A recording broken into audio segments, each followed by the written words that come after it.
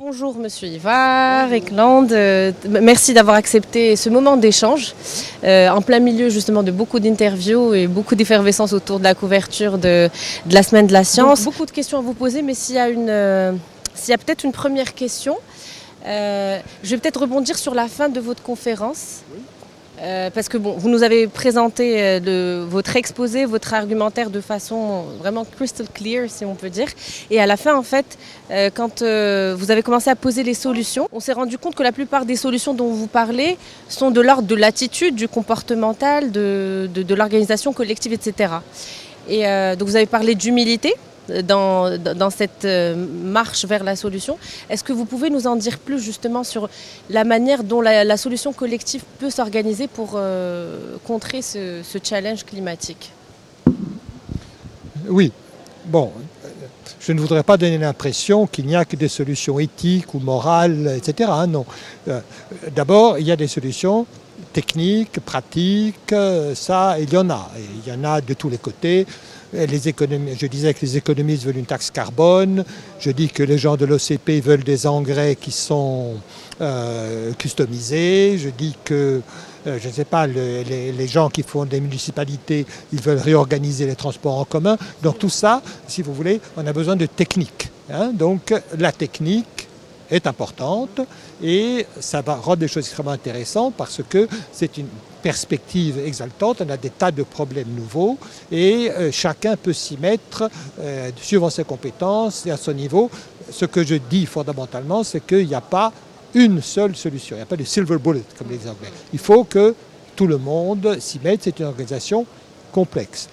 Mais ce que je disais aussi, c'est que il y a un point de vue personnel, et le point de vue personnel, c'est que si on s'engage dans ces choses-là, il faut aussi montrer l'exemple. Je suis professeur, quand on parle de réchauffement climatique, les étudiants vous demandent, et il faut pouvoir dire par exemple qu'on ne prend pas l'avion sauf quand c'est absolument nécessaire. Il faut, en un certain sens, montrer l'exemple.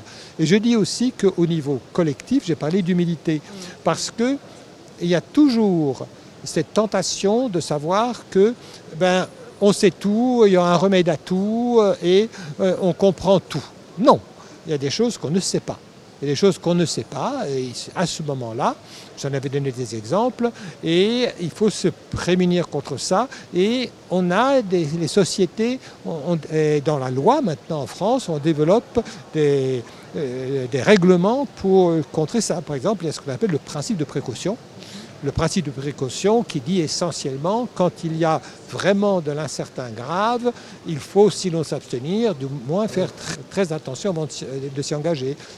Ce sont pour donner un problème plus technique, il y a des choses auxquelles on ne peut pas affecter de probabilité. Je vais parler des seuils, certains risques, etc. Ça, il faut savoir que il faut se tenir à distance de certains seuils. C'est pour ça que je parlais d'humilité.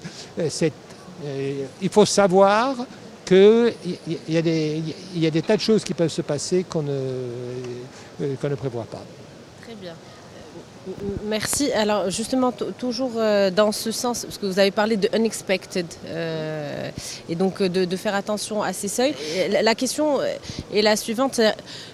Comment concrètement on peut expliquer cette notion de seuil à un mathématicien ou un physicien, en tout cas à l'écosystème universitaire? C'est-à-dire quelle est l'attitude peut-être responsable que chacune de ces disciplines devrait avoir pour incarner cette posture? Parce qu'elle n'est pas forcément claire pour nous, cette notion de principe de précaution.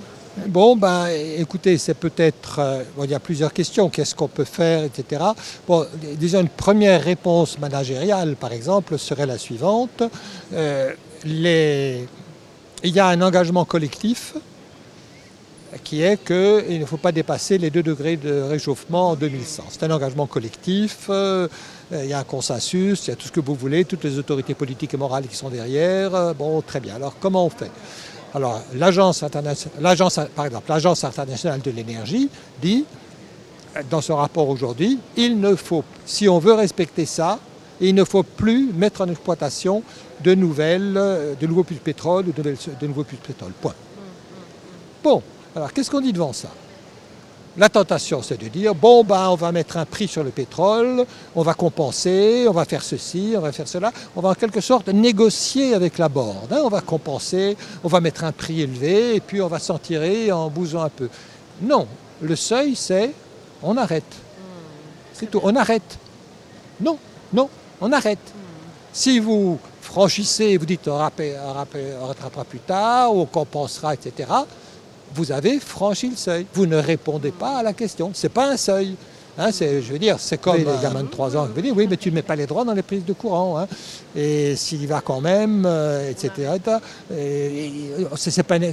Il fait autre chose. Donc le seuil, c'est on ne franchit pas. Très clair. Merci beaucoup pour cette explication. Alors, vous avez également parlé d'interdisciplinarité. De par cette expérience-là de président d'université, en l'occurrence l'université de Dauphine, ça nous intéresse d'avoir votre expérience cette fois-ci sur ce challenge d'interdisciplinarité que vous appelez aujourd'hui pour contrer ce problème. J'ai été président d'université de 89 à 94. C'était une autre époque. Si ça vous intéresse d'ailleurs, vous trouverez sur mon site web, j'avais fait un article dessus avec Berry. C'était même le premier numéro des annales de gestion de Polytechnique sur le métier de président. Alors la situation était différente au sens où j'avais suscité de la pluridisciplinarité. C'est une petite université, les gens se connaissaient, mais il n'y avait pas le challenge qu'on a maintenant. C'est-à-dire que c'était l'époque, par exemple, où on faisait de la finance mathématique. Donc, les mathématiciens font de la finance mathématique, parfait. Et puis, après, le juriste, il étudie la finance et puis il ne se parle pas. Bon, alors on avait une sorte de convivialité collégiale, etc. Chacun se respectait. Ce qui se passe maintenant est différent. Vous voyez, par exemple, si vous avez curiosité, allez voir les rapports du GIEC, du Groupement international d'experts sur le réchauffement climatique. Vous avez des centaines de noms sur ces rapports. Parce qu'on a affaire à des systèmes où la moindre chose, il n'y a pas d'échelle, on part de physique, si vous voulez, on dit réchauffement climatique, c'est de la physique, on va comprendre la physique, ok, mais enfin, par exemple, la physique, quand vous voyez l'évolution du climat, on voit le revêtement, la couverture végétale des sols a de l'importance, bien entendu. Puis l'oxygène que vous respirez, vous et moi, c'est produit par des êtres vivants. Donc il faut faire intervenir la biologie. Puis ensuite, il faut faire intervenir l'activité humaine. Puis, etc. Ce sont des choses où on ne peut pas dire que quelque chose n'est pas important. Donc, pour non seulement comprendre le problème, mais également envisager des solutions, il faut que le physicien parle aux chimistes, parce que le carbone absorbé des sols, c'est des chimistes, qui parle aux biologistes, parce que c'est très lié à la perte de la biodiversité, et quand on parlait d'agriculture, etc. Donc il faut parler aux biologistes, le biologiste lui-même doit parler à l'économiste, combien est-ce que les gens vont émettre, etc. Et donc une personne seule ne peut pas faire ça. Et même au sein d'une discipline, quand vous parlez de physique, par exemple, très bien, mais enfin, il y a les physiciens qui s'occupent de l'atmosphère, puis il y a ceux qui s'occupent des océans. Et ceux qui s'occupent des océans, il y a ceux qui s'occupent des courants, puis ensuite, etc., etc. Donc, on a affaire à un nouveau type de science, si vous voulez, pas du tout au sens où certains l'entendent, mais au fait où la science maintenant va être collaborative. Il fut un temps, vous voyez, on pense toujours à Einstein, qui tout seul, sur son bureau, trouve les équations de la relativité générale. Mais ce n'est pas le cas. C'est vraiment pas le cas. Les phénomènes sont... Ce n'est pas un problème à comprendre, c'est des tas de problèmes interconnectés. Et par exemple, personne seul ne peut avoir l'information. Donc, il y a une sorte de science collective qui se fait, où il faut combiner beaucoup et le travail du GIEC est très intéressant en ce sens, où il faut combiner beaucoup de savoir, beaucoup d'équipes, et reproduire les expériences, etc., etc., etc. Et ça nécessite vraiment, fondamentalement, une collaboration. C'est une personne seule, un spécialiste seul de quelque chose ne peut pas. Et donc ça, c'est un truc vraiment profond. Et ça, alors maintenant, c'est de ça qu'on a besoin maintenant. On n'en avait pas besoin dans les années 70 quand on a fondé Dauphine. Et maintenant, il va falloir créer ce genre de coopération, parce qu'il n'existe pas. C'est des habitudes. Alors moi, par exemple, on se cite toujours soi-même, on dit toujours moi, par exemple, si vous voulez, moi, je me suis intéressé à cette question parce que quand j'étais à Vancouver, j'ai parlé aux gens du département de pêcherie. Ils ont un département de pêcherie très important à Vancouver et qui s'intéressait justement à la surpêche et des choses comme ça. Ils ont des modèles mathématiques, etc. Et j'ai fait du travail mathématique extrêmement intéressant à cause de ça. Donc je suis rentré là-dedans, mais si vous voulez, c'est pas quelque chose pour quoi j'avais été formé quand j'étais jeune. Donc maintenant, ce qu'il faut faire, à mon avis, c'est en parler très tôt aux étudiants, aux managers, aux gens comme ça, qu'ils apprennent que la science, c'est pas... Bon, ça dépend ce qu'ils font, hein, qu'ils apprennent à ce type de science, hein, qu'ils l'apprennent, qu'ils s'en servent. Donc il faut les former. Alors c'est pour ça qu'à Dauphine, on a créé un cours sur le réchauffement climatique qui est obligatoire pour tous les étudiants rentrant à l'université. J'espère que l'UNCISP fera quelque chose d'analogue, etc. Mais alors, quand vous voyez, prenez un exemple, pour un cours comme ça, alors de nouveau, qui le fait? Il faut parler de tout. Alors, est-ce que moi, Ivar Ekland, je peux faire un cours complet sur le réchauffement climatique? Il faut parler de la physique, il faut parler de la chimie, il faut parler de la biologie, il faut parler de l'agriculture, il faut parler de l'histoire. Hein? L'histoire est importante. Pourquoi est-ce que l'histoire est importante? On parle de transition. Mais si vous avez appris l'histoire, vous devez savoir qu'il n'y a jamais eu de transition. Une source d'énergie ne remplace pas l'autre. On brûle de plus en plus de charbon. On brûle beaucoup plus de charbon maintenant qu'on en brûlait il y a 10 ans, etc. Donc les sources d'énergie s'accumulent. Donc si vous parlez de transition, il ne faut pas dire que ça va être facile. Il faut savoir qu'on fait quelque chose qui ne s'est jamais produit. Donc l'histoire est importante, l'exploitation des ressources et la sociologie, et puis finalement la loi. Parce que si vous voulez, pour vous managers, il va falloir changer la structure de gouvernance des entreprises. Hein, le pouvoir actionnarial, ça, il va falloir changer ça. Donc la gouvernance des entreprises, bien au-delà de la RSE, hein, la gouvernance des entreprises, et ça aussi, il faut en parler aux étudiants. Vos étudiants de gestion, hein, il faudra leur parler de la gouvernance des entreprises. C'est absolument important. Donc c'est fascinant. Et je disais donc, pour construire un tel cours, moi, je ne peux pas le faire. Déjà, il faut collaborer. Il faut aller trouver le gestionnaire, il faut aller trouver ceci, on va trouver le comptable, quels sont les modes de compagnie. Donc, déjà, quand vous faites quelque chose comme ça, créez une communauté. On crée une communauté autour d'un projet. Et ça, c'est le management. On crée une communauté autour d'un projet. Après, les gens sont heureux et ça roule tout seul. C'est magnifique. Est-ce que vous pouvez nous parler de l'émergence de Paris Dauphine, justement, en parlant de... Voilà, si ça vous tente, parce que je pense que vous avez été là dès le début. J'ai été là dès le début. Alors bon, ça, c'est une histoire intéressante. Tout d'abord, alors en 1968, il y a la révolution étudiante, etc. Là, de nouveau, le gouvernement français s'aperçoit que donc il y a beaucoup d'étudiants dans Paris et il s'aperçoit aussi qu'il y a une montée démographique. Hein. Après la 45, c'est toute une génération qui maintenant arrive et il va falloir ouvrir de nouvelles universités. Alors le gouvernement, étant le gouvernement, commence par faire une chose, c'est-à-dire la Sorbonne, il la coupe en 9 universités, en 8 universités, plus même, parce qu'il y avait Orsay. Donc il découpe la Sorbonne en petits morceaux, de manière à ne pas être embêté par un président d'université ou etc., qui allait mettre les gens dans la rue. Alors ils pensent qu'on divise pour régner, en divisant en petits morceaux, ça va être beaucoup plus commode à gérer, ils vont se bouffer entre eux, parfait. Et pour faire un geste, il dit, nous allons créer 2 universités expérimentales. Et se trouve alors une autre chose, c'est que l'année d'avant, le général de Gaulle avait retiré la France du dispositif militaire de l'OTAN. Bien.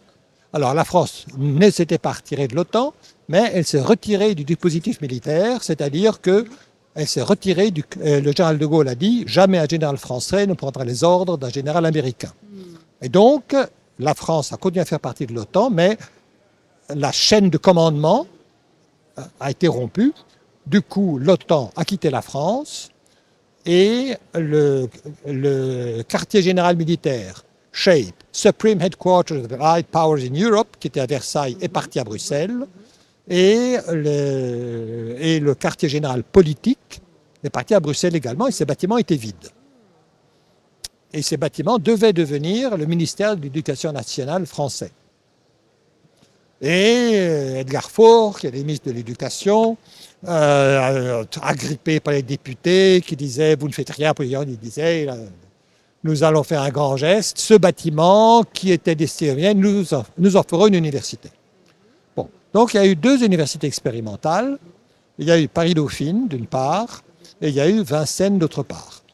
Et il y a eu des gens en charge du projet, et les gens en charge du projet ont donné des missions différentes aux 2 universités, et Dauphine a eu comme mission, enfin ceux qui ont d'enseigner la gestion en milieu universitaire. Alors ça veut dire quoi? Enseigner la gestion, bon, c'était récent en France, hein, l'agrégation de gestion a été créée à peu près à la même époque, mais enfin, c'était déjà fait dans des écoles de commerce. Mais l'originalité, le concept, et c'était le concept de Tabatoni, hein, à qui je rends hommage, était l'avantage de l'universitaire, c'est qu'on va faire autrement. Au lieu de considérer que les mathématiques, le droit, l'économie sont au service de la gestion, et donc on va apprendre aux étudiants de gestion ce dont ils ont besoin, etc., on va faire le contraire. On va prendre des étudiants en maths, en économie, un truc comme ça, et on va les prendre en premier cycle, on va les former en premier cycle dans leur discipline propre, et en maîtrise, ils vont rentrer en gestion fort de ces bases-là. Vous voyez, hein? Donc on construit l'université sur des disciplines fortes.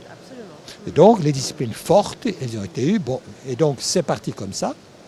Et en ce qui nous concerne, moi j'étais mathématicien, j'étais là à l'époque, donc on s'est réunis, on s'est dit qu'est-ce qu'on va faire? On va faire une licence de maths, bien entendu, mais à l'époque, les maths étaient toujours enseignées, les maths sont un langage, hein, il faut l'appliquer à quelque chose. À l'époque, c'était toujours physique et chimie. Et on s'est dit, on va faire des maths, mais à Dauphine, on n'a pas de physique, on n'a pas de chimie, on n'a pas de biologie, etc. Les maths sont un langage, mais aucune raison de l'appliquer à la physique, à la chimie, on va l'appliquer à l'économie. On a créé la première au monde, hein, la première licence, le premier cursus, parce qu'on a de maths appliquées à l'économie. Hein, on était en 70, c'était le premier. Ça n'existait nulle part ailleurs, et on a pu le faire parce qu'on était expérimentaux. Vous voyez, on n'avait pas besoin de diplôme national, il n'y en avait pas. On aurait eu besoin d'un diplôme. On aurait été non expérimental, on n'a pas eu le droit de le faire. Les gens nous auraient dit, mais cher monsieur, la licence de maths, on a eu le droit de le faire pour être tout seul. Et on a eu l'intelligence, et ce n'était pas moi, c'est Jean-Pierre Aubin, de le commencer à la fois à la première année d'université et en dernière année au niveau de la recherche. On a commencé les 2 en même temps. Alors, ça n'a pas été facile au début, si vous voulez. Hein. Je peux vous dire que les étudiants qui voulaient rentrer dans une université expérimentale, il n'y en avait pas beaucoup. Hein. On faisait la sortie des lycées, hein, mais tout de suite, ça a marché parce qu'on a recruté un public particulier. Il y a des gens qui disent « je veux faire des maths, mais j'aime pas la physique et je veux pas être prof ». Et à l'époque, vous comprenez, en 70, il y avait toutes les assurances, la finance allait venir, etc. Il n'y avait aucun problème. Et le modèle a eu tellement de succès qu'on a pu le transporter ailleurs. Alors, c'est devenu un diplôme national en France, hein, les masses. Hein, alors, il a été pris de 2 universités et on l'a même transporté à l'extérieur. Personnellement, je l'ai implanté à l'université du Birzeit, en Palestine. Merci. Et je rebondis. Moi, ce qui m'interpelle aussi, c'est il y a un démarrage de 2 universités expérimentales, Vincennes. Qu'est-ce qui a fait que Vincennes a disparu? Bon, je ne suis peut-être pas vraiment en mesure de vous répondre parce que on était vraiment le nez dans le guidon. Hein. On était à Dauphine, on voulait faire réussir Dauphine, etc., etc., etc. Vincennes est parti sur des bases complètement différentes et tout à fait intéressantes, notamment. On pouvait rentrer à Vincennes sans le bac. Hein, c'était très bien. Et il y avait les mathématiciens que je respectais qui se sont mêlés au jeu, etc., etc., etc. Alors, ce qui s'est passé pour Vincennes, Je pense que le fait qu'on puisse rentrer sans le bac, ça a dû choquer beaucoup de pouvoirs établis. C'était après 68, beaucoup de contestataires, enseignants, etc., se sont retrouvés à Dauphine, se sont retrouvés à Vincennes, excusez-moi. Ils se sont retrouvés à Dauphine aussi, ça je peux. Et donc il y a eu un clivage très net à Dauphine, qui a duré pendant 30 ans, entre ceux qui étaient venus parce qu'ils étaient contestataires et ceux qui ont venus parce qu'ils étaient mandarins. Mais ça, nous n'en parlons pas. Mais à Dauphine, il y a quand même, à Vincennes, excusez-moi, comme elles étaient sœurs, je parle tout le temps de l'une à l'autre, mais à Vincennes, je crois qu'il y a vraiment une prévalence contestataire, et je crois tout simplement, si mes souvenirs de l'époque sont là, ça n'a pas plu au gouvernement. Et ce que le gouvernement a fait, finalement, c'est qu'il a fermé Vincennes, et elle n'a pas disparu, elle a été transportée ailleurs. Elle est à Paris-Nord. Elle est à Paris-Nord et elle a trouvé une identité maintenant, mais elle a eu beaucoup plus de temps. Elle a été moins encouragée et moins soutenue, ça c'est certain. Si vous permettez, professeur, j'ai lu le livre de Reda Benkiran et votre entretien avec lui. Et donc je m'intéresse aussi au phénomène de hasard. On dit souvent que le hasard n'existe pas, probablement par abus de langage ou je ne sais pas. Est-ce que finalement le hasard n'existe pas ou est-ce qu'il est connaissable? Est-ce qu'il est identifiable? Comment est-ce qu'on peut appréhender dans la réalité des choses en tant qu'être humain ce phénomène de hasard? Dans la nature en tant que telle, c'est quelque chose qui n'existe pas. Vous voyez, dans la forêt amazonienne, loin de vous, en ce moment, il y a un arbre. Au sommet de l'arbre, il y a un perroquet. Le perroquet fait quelque chose, il y a une feuille qui est en train de tomber. Où va-t-elle tomber? S'il n'y a aucun être humain pour voir ça, la nature, elle s'en fout. Je veux dire, c'est pas du tout une catégorie qui nous permette d'appréhender là. Donc, pour qu'il y ait un hasard, il faut qu'il y ait un être humain qui se demande qu'est-ce qui va se passer. Il faut d'abord qu'il y ait quelqu'un qui se pose la question. S'il n'y a personne, alors là, franchement, bon. Donc il faut qu'il y ait quelqu'un qui soit là et qui se pose une question et dise qu'est-ce qui va se passer demain. Bon, alors il y a des cas où il a la réponse. Très bien. Si je lance une pierre, j'ai une idée qu'elle retombe. Et puis il y a des cas où il ne sait pas. Il ne sait pas. Alors, s'il ne sait pas, alors, je reprends un peu la formule que j'avais dite. Il y a des choses qu'on sait qu'on ne sait pas. Bon, par exemple, je ne sais pas, vous pariez une course de chevaux. Alors, vous ne savez pas qui va gagner. Vous n'avez en général aucun élément d'information. Bon. Si vous en avez, mais il y a une faculté dans l'être humain qui vous permet de dire que vous allez pouvoir parier et donc vous allez mettre de l'argent dessus. Il y a des gens qui... vous-même, vous pourrez parier. Vous pariez. Et vous êtes même capable de parier, et ce n'est pas une histoire d'observation, vous êtes même capable de parier sur des choses qui n'ont jamais eu lieu et qui ne se reproduiront pas. Par exemple, qui va gagner la Coupe du Monde? Où sera le Maroc pour la prochaine Coupe du Monde? Bon, alors, la prochaine Coupe du Monde, je ne sais même pas où elle a lieu, elle ne se reproduira jamais. C'est ce qu'on appelle les probabilités, et ça fait partie du hasard. Bon, alors maintenant, il y a autre chose aussi, il y a les choses qu'on ne sait pas, qu'on ne prévoit pas parce qu'on ne sait pas qu'elles sont là. Alors, je racontais pendant mon intervention l'histoire qu'on trouve dans la saga du roi Olaf en 1230, et qui est que vous avez, je la raconte ici, vous avez le roi de Suède et le roi de Norvège qui se disputent une ville. Comme ce sont des gens civilisés et qui n'ont la bombe atomique ni l'un ni l'autre, ils se disent, bon, on n'a pas la peine de tuer des gens inutilement, on va jouer ça au dé. Il lance les dés, le roi de Suède lance les dés, 2-6. Ah, il dit, j'ai gagné. Le roi de Norvège dit, pas sûr, il lance les dés, 2-6. Donc on lance les dés, le roi de Suède lance les dés, 2-6, et il dit au roi de Norvège, c'est bien dommage pour toi. Et le roi de Norvège dit, écoute, c'est pas fini, il lance les dés, et un des dés se brise. Et il monte un 1 et un 6, donc il a 13, il a gagné.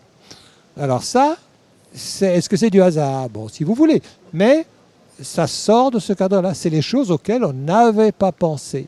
Et je pense personnellement que sur toutes les questions de climat, on ne tient pas assez compte de ces choses-là. Et il y a le terme de chaos déterministe, si je peux l'expliquer comme ça, et qui fait qu'on peut expliquer les choses en aval, mais on ne peut pas les prédire en amont. Voilà, le chaos déterministe, c'est une situation assez précise où on sait, on connaît les lois, on sait faire les calculs, etc. Alors l'exemple typique, c'est la mécanique céleste. Hein. Vous pouvez prédire les éclipses de lune, etc. Ou la météo. Hein. La météo, vous savez ce qui se passe. Hein. Vous avez les équations, etc. On n'est pas du tout dans une situation probabiliste ou une situation des choses. Bon, mais vous ne pouvez pas faire. Mais les calculs s'arrêtent à un certain moment parce que vous n'avez pas l'information au départ. Vous n'avez pas l'information au départ. C'est-à-dire, pourquoi vous ne pouvez pas préparer, pourquoi est-ce que vous ne pouvez pas prévoir la météo, qui est le temps qu'il fera à Marrakech à 1h30 dans un an, parce que théoriquement c'est possible, mais il faudrait que vous connaissiez la position et la vitesse de chaque molécule d'air dans chaque endroit, dans le monde entier, avec une précision, et ça, vous n'avez juste pas l'information. Vous ne l'avez pas.